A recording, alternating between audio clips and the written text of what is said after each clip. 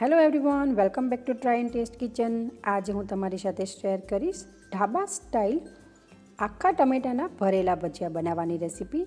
એકદમ ટેસ્ટી મસાલો કરવાની સાથે સ્ટફ કરતાં પહેલાં શું ઉમેરવું બધું જ આગળ વિડીયોમાં જણાવીશ.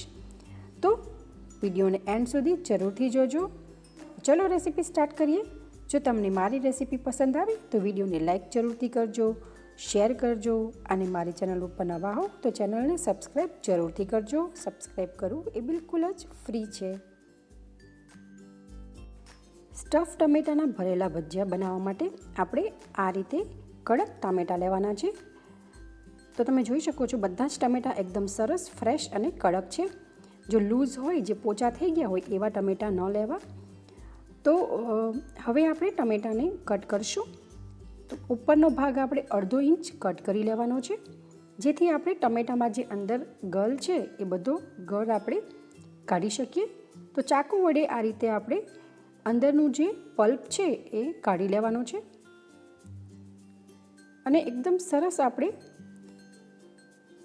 આ રીતેનું ટમેટું તૈયાર કરવાનું છે. તમે જોઈ શકો છો એકદમ સરસ બધો જ પલ્પ આપણે બાઉલમાં કાઢી લીધો છે. તો એવી જ રીતે હું બધા જ ટમેટાં તૈયાર કરી લઈશ. તો અહીંયા મેં બધા જ ટમેટામાંથી પલ્પ કાઢી લીધો છે. તો આ પલ્પને તમે કોઈ પણ શાક બનાવતા હોય એમાં યુઝ કરી શકો છો. પંજાબી શાક બનાવતા હોય તો ગ્રેવી માટે પણ યુઝ કરી શકો છો. તો આપણા ટમેટાં રેડી છે. હવે આપણે આ પ્લેટને સાઈડમાં રાખીશું. આજે આપણે બીજી રીતે પણ ટમેટાના ભજીયા બનાવીશું, 2 રીતે બનાવીશું. તો તેના માટે અહીંયા મેં 2 ટમેટાં લીધા છે. તો ઉપરથી અને નીચેનો ભાગ આપણે કાઢી લેવાનો છે. ત્યારબાદ આપણે ટમેટાની સ્લાઈસ કરશું. તો અહીંયા બહુ પતલી પણ નહીં અને બહુ જાડી પણ નહીં એવી આપણે ટમેટાની સ્લાઈસ કરવાની છે. તો તમે જોઈ શકો છો અહીંયા મેં ટમેટાની સ્લાઈસ કરીને તૈયાર કરી લીધા છે. તો આપણા 2 ટમેટાં તૈયાર છે. હવે આપણે ચટણી બનાવીશું. તો એના માટે અહીંયા મેં ધાણા ભાજી લીધી છે, 1/2 બંચ જેટલો લીધું છે, 1 ઇંચ આદુનો ટુકડો, 10 થી 12 લસણની કળી લીધી છે અને 2 લીલા મરચાં લીધા છે. આપણે બધા જ ઇન્ગ્રીડિયન્ટ મિક્સર જારમાં ઉમેરી દઈશું.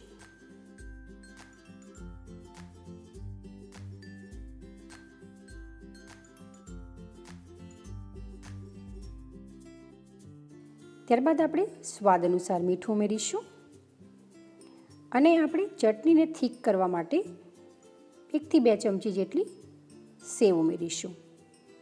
ત્યારબાદ આપણે 1 થી 2 ટેબલસ્પૂન પાણી ઉમેરીશું. એના કરતાં વધારે આપણે પાણી ઉમેરવાનું નથી. કવર કરી ગ્રાઇન્ડ કરી લઈશું. તો તમે જોઈ શકો છો અહીંયા આપણી એકદમ મસ્ત સ્પાઇસી ચટપટી એવી ચટણી બનીને તૈયાર છે. તમારે કોઈ એક્સ્ટ્રા મસાલા એડ કરવા હોય તો પણ કરી શકો છો, પણ આ બેઝિક મસાલાનો જ એકદમ સરસ ટેસ્ટ આવશે. તૈયાર ચટણીને આપણે બાઉલમાં ટ્રાન્સફર કરી લઈશું. ત્યારબાદ આપણે અડધું લીંબુ ચટણીમાં નીચવી લઈને બરોબર મિક્સ કરી લઈશું. તો આપણી એકદમ સરસ સ્પાઇસી ચટણી તૈયાર છે. ચટણીને આપણે સાઈડમાં રાખશું અને બીજી તૈયારી કરશું. તો આપણે ભરેલા ટમેટાના મરચાં બનાવવાના છે તો એના માટે સ્ટફિંગ તૈયાર કરવું પડશે. તો સ્ટફિંગ બનાવવા માટે અહીંયા મેં 4 મીડિયમ સાઇઝના પોટેટોને બોઇલ કરી લીધા છે અને ઠંડા કરી લીધા છે. મેશરથી આપણે મેશ કરી લઈશું અને એનો આપણે ચટપટો મસાલો બનાવીશું. તેના માટે પેનને ગેસ ઉપર ગરમ કરવા મૂકી 1 થી 1.5 ચમચી જેટલું તેલ ઉમેરીશું. તેલ ગરમ થઈ જાય ત્યારબાદ તેમાં 2 બે લીવ્સ ઉમેરીશું અને 1/4 ટેબલસ્પૂન જીરું ઉમેરીશું. જો તમારે આખા ધાણા ઉમેરવા હોય તો પણ ઉમેરી શકો છો. ત્યારબાદ આપણે પિંચ ઓફ હિંગ ઉમેરીશું. અહીંયા મેં મસાલામાં 2 ટેબલસ્પૂન ધાણા જીરું પાવડર લીધું છે, 1/2 ચમચી હળદર, 1 ચમચી લાલ મરચું અને 1/2 ચમચી ગરમ મસાલો લીધો છે.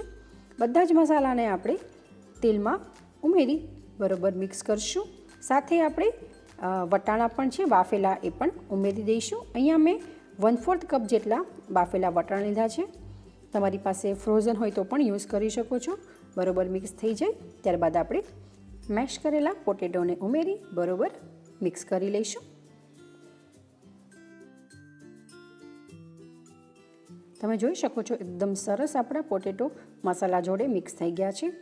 હવે આપણે વધુ ચટપટું બનાવવા માટે અહીંયા 1/4 ટેબલસ્પૂન આમચૂર પાવડર ઉમેરીશું અને સ્વાદ અનુસાર મીઠું ઉમેરીશું. જો તમે બટેટા બાફતા વખતે મીઠું ઉમેર્યું હોય તો થોડું ધ્યાન રાખીને ઉમેરવું. તમારે લીંબુ અને ખાંડ ઉમેરવા હોય તો પણ ઉમેરી શકો છો, પણ મેં અહીંયા આમચૂર પાવડરનો યુઝ કર્યો છે એટલે હું લીંબુ અને ખાંડ યુઝ નથી કરતી. તો એકદમ સરસ આપણું સ્ટફિંગ બનીને તૈયાર છે. સ્ટફિંગને આપણે બાઉલમાં કાઢી ઠંડુ થવા માટે રાખી દઈશું. સ્ટફિંગ ઠંડુ થઈ જાય ત્યારબાદ આપણે ટમેટાને સ્ટફ કરશું. તો તૈયાર કરેલી ચટણી પણ આપણે લઈ લઈશું. ચટણીને આપણે ટમેટામાં પહેલાં ઉમેરીશું. તમે જેટલું સ્પાઇસી ખાતા હોય તમે એટલી ક્વોન્ટિટી ચટણીની લઈ શકો છો. ત્યારબાદ હવે આપણે આપણો મસાલો ઉમેરીશું. તો ચમચીના હેલ્પથી આપણે એકદમ સરસ પ્રેસ કરતા જઈશું અને મસાલો આપણે ઉમેરવાનો છે. એકદમ સારી રીતે પ્રેસ કરવાનું છે. જેટલો આવે એટલો આપણે ઉમેરીશું ઉપર. તમે જોઈ શકો છો આપણું એકદમ મસ્ત સ્ટફ ટમેટું તૈયાર છે. એવી જ રીતે હું બધા જ ટમેટાં તૈયાર કરી લઈશ. તો અહીંયા મેં બધા જ ટમેટાને સ્ટફ કરી લીધા છે મસાલાથી. હવે આપણે બીજી રીતે ભજીયા બનાવીશું. તેના માટે આપણે જે તૈયાર કરેલી સ્લાઇસ હતી ટમેટાની એ લઈશું. ટમેટા ઉપર આ રીતે ચટણી સ્પ્રેડ કરીશું. અગેન ક્વોન્ટિટી તમારા ઉપર ડિપેન્ડન્ટ છે. ત્યારબાદ આપણે જે મસાલો હતો એ મસાલાને આપણે ચટણી ઉપર સ્પ્રેડ કરીશું. તો એક સાઈડ આપણે આ રીતે હાથથી દબાવીને બરાબર લેયર કરી દઈશું. એવી જ રીતે આપણે પાછળની સાઈડ બીજી સાઈડ પણ મસાલાની લેયર કરી અને સેન્ડવિચ ટમેટા તૈયાર કરશું. તો તમે જોઈ શકો છો એકદમ મસ્ત સેન્ડવિચ ટમેટો આપણું તૈયાર છે. આવી જ રીતે આપણે બધા તૈયાર કરી લઈશું. તો અહીંયા આપણા 2 ટાઈપના ટમેટા તૈયાર છે. તમને કયા પસંદ આવ્યા એ મને કમેન્ટમાં જરૂરથી જણાવજો. હવે આપણે ભજીયા માટેનું બેટર બનાવીશું. તો તેના માટે અહીંયા મેં 1.5 કપ બેસન લીધું છે. ત્યારબાદ તેમાં સ્વાદ અનુસાર મીઠું ઉમેરીશું. થોડો અજમો હાથમાં લઈ હાથથી ક્રશ કરીને અજમો પણ ઉમેરીશું. અજમાનો ટેસ્ટ ભજીયામાં ખૂબ જ સરસ આવે છે અને સાથે પાચન શક્તિ માટે પણ ખૂબ જ ઇમ્પોર્ટન્ટ છે. પિંચ ઓફ હળદર અને પિંચ ઓફ લાલ મરચું ઉમેરી થોડું પાણી ઉમેરી આપણે એકદમ સ્મૂથ બેટર તૈયાર કરવાનું છે. હવે અહીંયા બેટરની કન્સિસ્ટન્સી થોડી થીક રાખવાની છે. આપણે જેમ બ્રેડ પકોડા બનાવીએ એના કરતાં પણ થોડું થીક કન્સિસ્ટન્સીનું બેટર આપણે તૈયાર કરવાનું છે. તો તમે જોઈ શકો છો બેટરની કન્સિસ્ટન્સી રિક્વાયરમેન્ટ પ્રમાણે પાણી ઉમેરી એકદમ સ્મૂથ બેટર આપણે તૈયાર કરશું. આ કન્સિસ્ટન્સીનું બેટર આપણે તૈયાર કરવાનું છે. હવે આપણે તૈયાર બેટરમાં 1/4 ટેબલસ્પૂન બેકિંગ સોડા ઉમેરી બેટરમાં બરોબર મિક્સ કરી લઈશું. તો તમે જોઈ શકો છો આપણું બેટર એકદમ સરસ લાઇટ ફ્લફી થઈ ગયું છે. આ બેટર બનાવવામાં મેં 1 કપ પાણી લીધું હતું, એમાંથી 3 થી 4 ચમચી જેટલું પાણી બચી ગયું હશે. તો હવે આપણે તૈયાર બેટરમાં સ્ટફ ટમેટા આપણા ઉમેરી એને આ રીતે કોટ કરવાના છે. તો એકી સાથે આપણે 2-3 ટમેટા ઉમેરી દઈશું જેથી આ પ્રોસેસ થોડી ફાસ્ટ થાય. તો અહીંયા મેં 2 થી 3 ટમેટા આ રીતે ઉમેરી લીધા છે.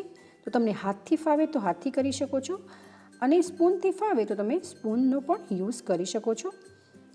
તો સ્પૂનથી કરવું વધારે બેટર રહેશે, કારણ કે જો આપણે હાથથી કરશું તો આપણા જે આંગળી છે ત્યાં બેટર લાગશે નહીં.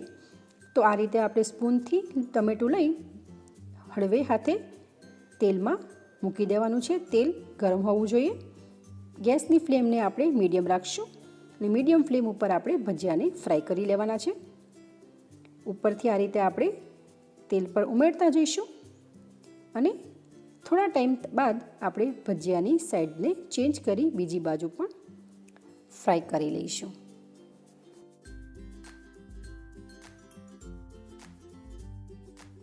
ટમેટાના ભજીયાને ફ્રાય થતાં બહુ વાર નથી લાગતી. હાર્ડલી 3 થી 4 મિનિટમાં ભજીયા સરસ ફ્રાય થઈને તૈયાર થઈ જાય છે. તમે જોઈ શકો છો એકદમ સરસ આપણા સ્ટફ ટમેટાના ભજીયા તૈયાર છે. એક્સ્ટ્રા ઓઇલ રિમૂવ કરી પ્લેટમાં આપણે કાઢી લઈશું અને આવી જ રીતે આપણે બીજા બધા જ સ્ટફ ટમેટા અને સેન્ડવિચ ટમેટાવાળા ભજીયા પણ ફ્રાય કરી લઈશું. તો રેડી છે આપણા ઢાબા પર ખાવાની મજા પડી જાય એવા જ આખા ટમેટાના ભરેલા ભજીયા બનીને તમે પણ એકવાર આ રીતે ઘરે જરૂરથી બનાવજો. અને આ રેસીપી તમને કેવી લાગી એ તમારા ફીડબેક મને કમેન્ટ બોક્સમાં જરૂરથી જણાવજો. જો તમને રેસીપી પસંદ આવી હોય તો વિડીયોને લાઇક કરજો, શેર કરજો અને મારી ચેનલને સબસ્ક્રાઈબ જરૂરથી કરજો આવી જ નવી રેસીપી જોવા માટે. તો ચલો ફરી મળીશું એક આવી જ નવી રેસીપી સાથે. Thank you for watching.